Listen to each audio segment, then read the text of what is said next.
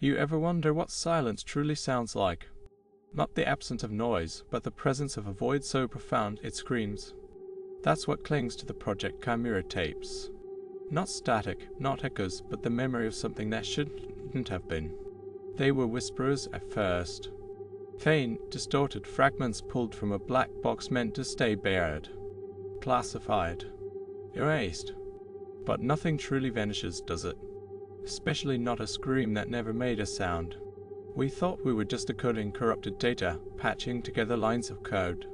What we found instead was a confession. A meticulously documented descent into the abyss, recorded by those who dug the pit themselves. Project Chimera. A name whispered only in hushed, nervous tones, if at all. It was supposed to be the pinnacle of the next evolutionary leap. Or so they told themselves. A desperate gambit to redefine life to correct what they saw as nature's flaws. Because of course we know better than nature, don't we? We always do. We're so good at improving things, especially when those things involve playing God with the very essence of existence. The tapes, they are not silent because there's nothing on them. They're silent because what asterisk was asterisk on them has been meticulously scrubbed.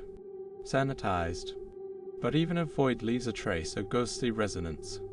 And when you decrypt these fragments, when you piece together the broken, distorted voices, the faint, rhythmic beeps of defunct equipment, you don't hear experiments. You hear desperation. You hear terror. You hear something trying to asterisk and make asterisk itself. They started small, as all nightmares do. Gene splicing. Synthetic biology. All the usual jargon that sounds so sterile on paper, so innocent. But the fragments, they describe the asterisk how asterisk. The endless iterations, the screams that faded into whimpers, then into nothing. The subject they had so many euphemisms for living nightmares. Test cases. Anomalies. And eventually just failures. As if failure was the worst thing they could be. Not the monstrosities they had become. The data logs detail the escalating ambition. The desire to create something beyond human comprehension, something with enhanced capabilities, perfect adaptability. They called it evolution. I call it hubris. You tried to play nature, but nature always bats last. And it bats hard. The sheer, chilling banality of the record keeping is what truly haunts you. Clinical descriptions of unfathomable horror. Notes on stability and viability as if they were discussing a new strain of bacteria, not entities that were once something else. The chilling truth is, the more perfect their creation became, the less recognizable it was as life. They didn't build a better human. They built an empty vessel. A silent predator. There's a section, fragmented, almost unintelligible, detailing a breach. Not an escape. Asterisk dissolution asterisk. The subject didn't break out. It simply wasn't there anymore. Or it was asterisk everywhere asterisk.